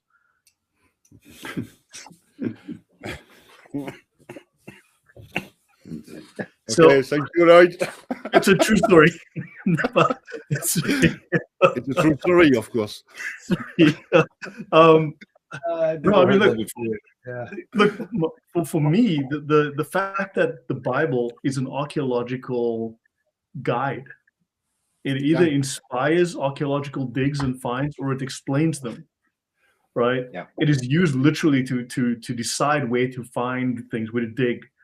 Whereas the Quran has given us I've looked, literally zero archaeological findings, nothing. It has pointed no one to go dig over there in that spot and go find stuff.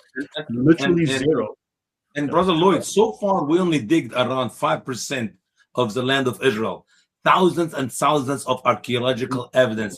All of them approve the Bible to be the true word of God. And there's more coming out all the time, Why not they allow us to go to Saudi Arabia, Yusuf, and do some digging? I was gonna say the same thing. I like the brother Odin here. the title that he has, The Great Secret of Islam. And I wanted to kind of relate it to the same topic. It's mind-blowing how in Israel you go and you don't even intend to dig anywhere. Like you dig with a spoon, you find something that proves the Bible and the history of the Bible. But in Mecca, you go and build all of these buildings around the Kaaba, which require you to dig with big machinery. Mm-hmm. But at the same time, they will have the place closed off for the public, not for the safety of the public, it's for the safety of Islam, because they don't want to find things that disapprove Islam. Yeah, I mean, they've So concreted over the Kaaba. They- They've concreted over that. Holy, sorry, go on, Paul. Yeah, they found absolutely nothing. You've got a cultic site that people used to travel for great distances to make to do their prayers and circumambulate and so on, and not a single shard of bone they've found. You've got a trading center capable, as Odin said, of fielding an army of 10,000 men and not a single coin. A place where nobody ever dropped a coin. I think the only defense one could make for on that point, if one were a traditionalist, would be to say, well, the Muslims are not actually, don't have a greatest record when it comes to sifting the spoil from buildings. So you've got where the Waqf extended the stables of Solomon on the Temple Mount. And they just use bulldozers and put it all into big trucks and took it away and just dumped it somewhere. So they're not always as careful as they might be. But still, you're left with the reality that there's nothing that they've ever found. But brother, here's how Muslims look at it. Since we found nothing, that is a great evidence that the Quran is true.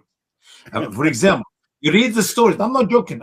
You read the story about a prophet. His name Saleh, and the people of Samud. A prophet by the name Shaib, and the people of Midian. Okay, but different. And Allah said in the verses, and when they were destroyed, nothing was left out of them. So now you go and dig, you find nothing. That is a great evidence that what Allah said in the Quran is true. And the opposite is true. We can go to find the 5 cities, actually 4, were destroyed by Sodom and Gomorrah. And we know there's a big ball of sulfur this big. And we know that archaeologically, yes, there was cities here and they were destroyed. And the evidence is, look, here is the sulfur, which is the punishment God brought onto this people. But Muslims don't use logic. They don't use common sense. Since there was nothing there, that is a great evidence that what Allah said is true. On the other hand, I'm not going to share the subject. You talk about the wall which built by Alexander the Great, Zulkarnain.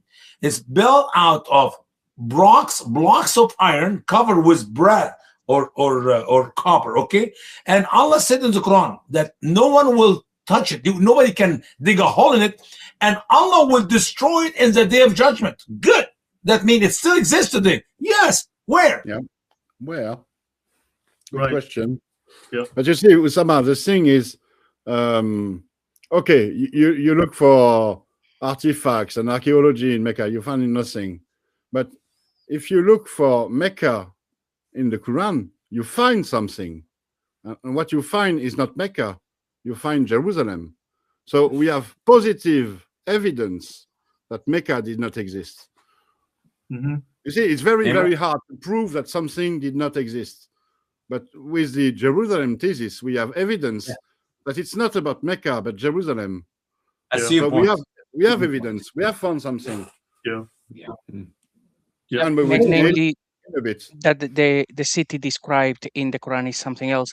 Something that baffles me particularly with too many people nowadays, that they are not Muslims, but they will see that there is absolutely no evidence for Mecca, but they will still use the standard Islamic narrative, and they will say, well, the standard Islamic narrative says it was massive, but probably it was not massive, it was probably a small city, but they will still conclude Mecca was there, everything happened there, and it's like, but this is not how you do science. All of the evidence indicates it wasn't there. It never happened there. But everybody seems to, or too many people seem to conclude that, okay, well, there will be problems with the narrative, but overall, it was still Mecca. It happened there. It's like, this is not how you do science. You actually look for all of the evidence, and the evidence is very clear. But too many people seem to be very scared about going down that path. Right. Exactly. Paul, I have a question for you. Since you wrote the Jerusalem thesis, a book, the definitive book on it, what for you is perhaps the one, I know there's many, but to end off with, what is the one thing that led you to believe that there was no Mecca and that Jerusalem was the site of Mecca that they're trying to recreate in Arabia? Well, when I first started taking an interest in the Quran, the three books by academics that were quite early on in my reading, and it was from these three books that it just cries out Jerusalem. One of them is, my mind's just gone blank for the moment. I could fetch it for you. Is by Daniel Beck, and it mentions it's about the apocalypse in Islam. And the Daniel Beck book makes an absolutely compelling argument. Evolution of the early Quran. Sorry? Evolution of the early Quran. Yes, that's right. The evolution of the early Quran, and it makes an absolutely compelling case that the early surahs of the Quran are based around the Byzantine-Sasanian War, and in particular the Persians who were invading the Byzantine Empire at the time when traditionally the Quran is being announced. So the Quran is traditionally said Muhammad's supposed to have had his first revelation in 610, and Jerusalem falls to the Persians in 614. Well, that's extraordinarily close and in time. And he makes a case in the first chapter is, I think, a wonderful chapter. Everyone should read it. It's called Maccabees, Not Mecca. And he explains that the companions of the elephant is a reference, is an allusion to the story of Judas Maccabeus when the Seleucids brought up elephants to attack Jerusalem. And there's more to it than that, but that's a simple version. So he persuaded me that the early surahs are all about the war between the Byzantines and the Sasanians, and in particular around the defense of Jerusalem from the pagan Persians, from the Judeo-Christian point of view. The second book that I read is The Quran and the Bible by Gabriel Said Reynolds. Yes, and sorry, I hesitated. Gabriel Said Reynolds, and you read that, and so many, this page after page. My jaw was on the floor reading this for the first time, and you realise just how saturated the Quran is with biblical allusions. Everyone who takes an interest knows that it features biblical characters like Abraham and Moses and Jesus, but the depth and the breadth of the biblical references, very few people seem to appreciate this. But it was clear that the person who wrote the Quran, or the primary prophet, was absolutely enthralled to the biblical story. And the biblical story is all about Jerusalem. It's just not possible that somebody could make these hundreds, maybe thousands of allusions to the Bible, which is all about Jerusalem, and not treat Jerusalem as their special holy place. And the third book is The Death of a Prophet by Stephen Shoemaker, which I think provides an absolutely compelling case that there was a man leading an army in the Middle East at around that time who was calling himself Muhammad, however you vocalize it, but he finds about a dozen sources that all from around across the region, from North Africa, from Palestine, from Armenia, from Persia, and they all talk about this person who many refer to as a religious leader, trying to capture Jerusalem. And you put those three big jigsaw pieces together. You've got somebody who's highly motivated by the Persian attack on Jerusalem. You've got somebody who's absolutely committed to the Bible narrative, the overall Bible story. And you've got the fact that a person with this name was actually trying to capture Jerusalem. And the story tells itself. The Quran is about Jerusalem. And when it says, go and capture the Masjid al-Haram, it's because that's what the guy was actually doing. So, or to summarize it, what was actually probably quite a long answer, to summarize it very shortly, my radical Jerusalem thesis is no more than that the Quran is talking about the place it is talking about, and that Muhammad was trying to capture the place that he was trying to capture. Awesome. Thank you. Yeah, that's great. That lines up with what Odon says, with what JC says. And even Usama, you're coming around to this idea, and it makes sense to me. And there's also, I see allusions to other issues as well, but this is great. So this was our first episode on this topic. I'm guessing we have so much material. There's enough for several talks. So shall we schedule one for next week, guys? Would that be good with you? Yeah. Amen. One down, 300 to go. No, Usama. No. Yusuf, take him outside, take him for a walk, some fresh air. Okay. I feel you. I'm struggling with him with the Arabic show too. So yeah, this is brilliant. And Paul, thank you for coming out of hibernation to join us. It's quite an honor. Thank you. Really great. Thank you very much. And it's been a pleasure meeting you guys. Apart from Odin, I've never spoken to any of you before. It's been a really good chat.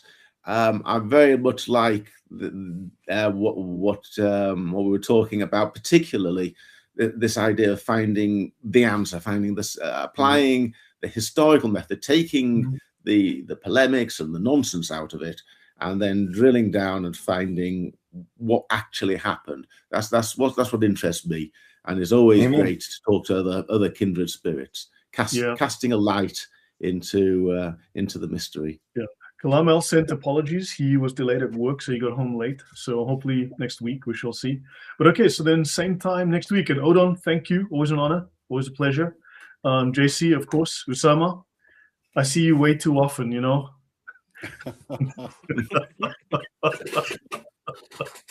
I saw you yesterday. And you're back. God bless you guys. God bless you. Guys, it's been fantastic. So thank you. Then we'll do this again next week. I'll add your links. Odon, apologies for the oversight. I will arrange this to stream this again on your channel maybe tomorrow. So we'll set that up and we'll send it to you, Lisa. We'll have it as a stream on your channel again. All right. So thank you, guys. Thanks to the audience. Thank you for the engagement. Really appreciate it. God bless everyone, and we'll see you next week on the same topic. Thanks, everyone. Goodbye.